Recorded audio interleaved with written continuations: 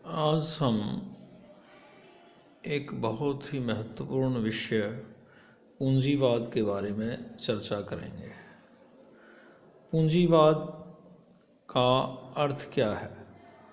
पूंजीवाद से तात्पर्य है कि उत्पादन के साधनों का जिस व्यवस्था में निजी स्वामित्व होता है उस व्यवस्था को पूंजीवाद कहते हैं।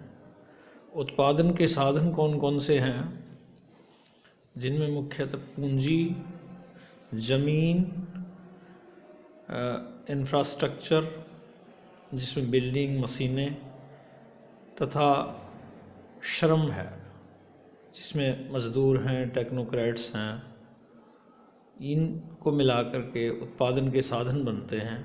और इन उत्पादन के साधनों पर सामूहिक या सरकारों की जगह निजी स्वामित्व होता है और उससे प्राप्त लाभ पर भी निजी हक होता है। ऐसी व्यवस्था को हम पूंजीवाद के नाम से जानते हैं। हम देखते हैं कि यूरोप में 8वीं से 13वीं शताब्दी का काल मुख्यतः सामंतवाद का काल माना जाता है और 13वीं शताब्दी के बाद हम प्रारंभिक पूंजीवाद, जिसे वाणिज्यवाद या व्यापारवाद भी कहा जाता है, उसकी शुरुआत मानते हैं। तो पूंजीवाद की मुख्य तौर पर 3 अवस्थाएं मानी जाती हैं, जिनमें पहली वाणिज्यवाद या व्यापारवाद, या इसे हम प्रारंभिक पूंजीवाद भी कह सकते हैं।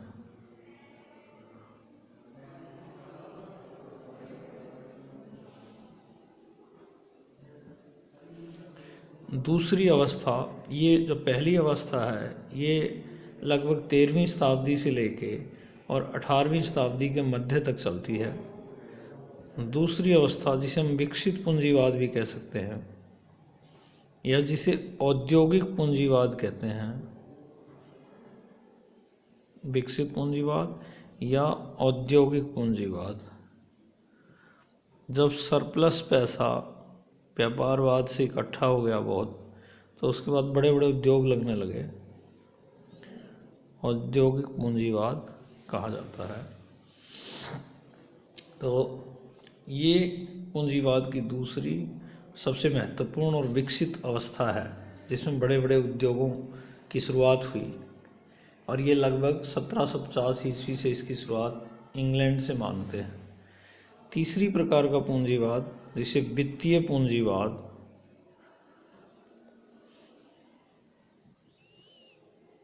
या अति विकसित पूंजीवाद कहा जाता है,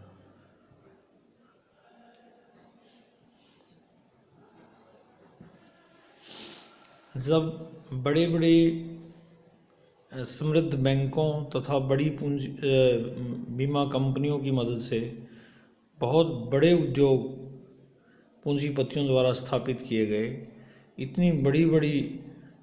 इतना लार्ज स्केल पर पैसा उद्योगों में लगाया गया कि अकेले आदमियों ने पूरी दुनिया के उस उद्योग को प्रभावित करना शुरू कर दिया। तो ऐसे पूंजीवाद को हम वित्तीय पूंजीवाद या अति विकसित पूंजीवाद कहते हैं और अधिकांशतः ये दूसरे महायुद्ध के बाद देखने को मिलता है। तो इस प्रकार से पूंजीवाद की 3 अवस्थाएं हैं। पहली, जिसे हम वाणिज्यवाद, व्यापारवाद या प्रारंभिक पूंजीवाद कहते हैं, 13वीं से 18वीं शताब्दी के मध्य तक। दूसरी, विकसित पूंजीवाद या औद्योगिक पूंजीवाद 1750 ईस्वी के बाद दुनिया में शुरू हुई। और तीसरी, वित्तीय पूंजीवाद या अति विकसित पूंजीवाद दूसरे महायुद्ध के बाद देखने को मिलती है। इनके साथ साथ हमें कुछ और महत्वपूर्ण घटनाएं या फीचर्स देखने को मिलते हैं। हम देखते हैं कि वाणिज्यवाद और जो व्यापारवाद या प्रारंभिक पूंजीवाद का जो काल था, उसमें मुख्यतः इस काल को हम ये कह सकते हैं कि ये सहयोग का काल था। दुनिया के अनेक देशों से, विशेषकर यूरोप के देशों से व्यापारिक कंपनियां एशिया, अफ्रीका, लैटिन अमेरिका के देशों में गई और वहाँ से चीज़ों का इन्होंने लेन देन, एक तरह से व्यापार शुरू किया। जहाँ चीज़ें सस्ती मिलती थी वहाँ से लेके उन स्थानों पर बेची गई जहाँ उन्हें महंगे दामों पर ख़रीदा जाता था, यानी कि जहाँ उनकी मांग थी। तो हम कह सकते हैं कि दोनों और एक तरह सहयोग का वातावरण था। और यूरोपियन देश जो कि इसमें लगातार विज्ञान में विकास करने लग रहे थे, लगातार नई नई चीज़ें, वहाँ बैंकिंग, इंश्योरेंस कंपनियाँ बढ़ने लग रही थी, और पुनर्जागरण तथा धर्म सुधार के कारण जहाँ का वातावरण उद्योगों और व्यापार के लायक था, वो लगातार आगे बढ़ रहे थे। और एशिया, अफ्रीका और लैटिन अमेरिका के देशों की राजनीतिक व्यवस्था को भी वो इसमें समझने लग रहे थे। उसके बाद जैसे ही विकसित पूंजीवाद का काल आया, औद्योगिक पूंजीवाद आया, तो चीज़ें बड़े लार्ज स्केल पे बनने लगी। उनको बनाने के लिए बहुत ज़्यादा कच्चे माल की आवश्यकता हुई, बेचने के लिए मंडियों की आवश्यकता हुई। और इससे पहले के समय में वो वहाँ के राजनीतिक वातावरण को समझ भी चुकी थी। तो इसलिए अब दूसरे जो पूंजीवाद का दूसरा फेज था, इसमें हम साम्राज्यवाद तथा उपनिवेशवाद भी देखते हैं कि कैसे सिर उठाता है। यूरोपियन देशों ने विशेष करके इन दुनिया के इन देशों में राजनीतिक कब्जे किए और बाद में उन देशों का मंडियों के रूप में इस्तेमाल शुरू कर दिया, जिसे हम उपनिवेशवाद कहते हैं। राजनीतिक कब्जा करना, एक तरह साम्राज्यवाद एक ऐसी व्यवस्था का नाम है जिसमें शक्तिशाली राष्ट्र एक कमज़ोर राष्ट्र को राजनीतिक रूप से अपने कब्जे में ले लेता है और फिर दूसरे फेज में उसका आर्थिक शोषण करता है, उस देश को उपनिवेश के रूप में इस्तेमाल करता है, मंडी के रूप में इस्तेमाल करता है। तैयार माल को वहाँ महंगे दामों पर बेचते हैं और कच्चे माल को अपनी मर्ज़ी के दामों पे खरीदते हैं और अपनी मर्ज़ी से उगवाते हैं। तो ऐसी व्यवस्था को ऐसे ढांचे को हम उपनिवेशवाद कहते हैं। तो हमें दूसरे फेज में साम्राज्यवाद और उपनिवेशवाद देखने को मिलता है। तीसरा फेज, चूँकि द्वितीय महायुद्ध में बहुत लोग मारे जा चुके थे, दुनिया का बहुत नुकसान हुआ था, दुनिया की एक बहुत बड़ी पंचायत जिसमें यूनाइटेड नेशंस ऑर्गेनाइजेशन यूएनओ के नाम से जानते हैं, बन चुकी थी। और अब साम्राज्यवाद तथा उपनिवेशवाद को नकारा जा चुका था, उसके लिए कोई जगह नहीं थी। जैसे ही तेज़ी से विकास हुआ सेकेंड वर्ल्ड वार के बाद, अनेक देश जैसे संयुक्त राज्य अमेरिका में खास करके बहुत विकास देखने को मिला। तो ये देश जैसे ही आगे बढ़े तो इन्होंने शोषण करने का, आर्थिक शोषण करने का नया तरीका अपनाया। तीसरी दुनिया के देशों पर राजनीतिक कब्जा ना करके उन्हें इस तरह से अपने ऊपर निर्भर कर लिया कि उन्हें मर्ज़ी के दामों पर इन्होंने अपना जो प्रोडक्ट्स वो बेचे और बगैर राजनीतिक कब्जा किए ही उनका आर्थिक शोषण किया।